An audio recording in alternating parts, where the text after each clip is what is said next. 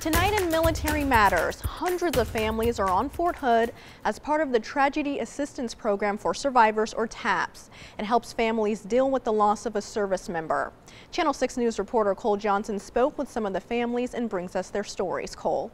Imani Sherry Jennings Kivan lost her husband back in 2017.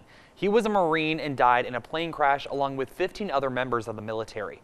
T.A.P.S. helped her and is continuing to help others whose loved ones made the ultimate sacrifice. It happened 19 and a half months ago that I lost my husband. He was one of the fallen 16. In July of 2017, Sergeant Julian Kivan died in a military plane crash. You don't know where you're at, and you don't know how to pick up and move back on because everything you had was invested in your loved one. The pain of losing Sergeant Kivan was and still is difficult for his wife, Sherry. When you hurt that deeply because the life you had before has ended, you don't really comprehend everything that's going on. But she found out she wasn't alone after a package arrived on her doorstep. The first thing it says that we're sorry this happened to you, but we're glad that you're with us. We're glad that you're here.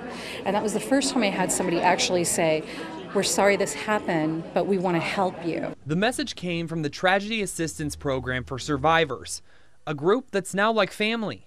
You can come here and you don't have to say anything, and people just understand you. For 2.5 decades, T.A.P.S. has continually worked to help grieving military families. T.A.P.S. has walked alongside the military and providing support, comfort, care, resources to all those grieving the death of a military loved one. By showing families there are others who can help. I know what I was experiencing at the time when I was grieving the most, when I was a mentee, so it's a blessing to be here. Jasha Haynes lost her dad and started T.A.P.S. in 2011.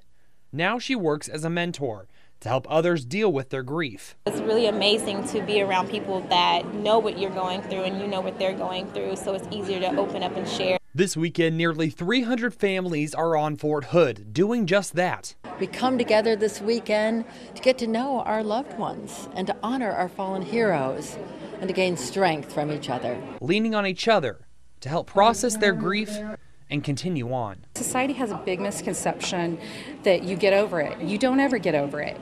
You learn to live with it. It becomes a part of you. You grow around it. You become stronger. To learn more about the program, go to their website, taps.org. Imani? All right, thanks, Cole.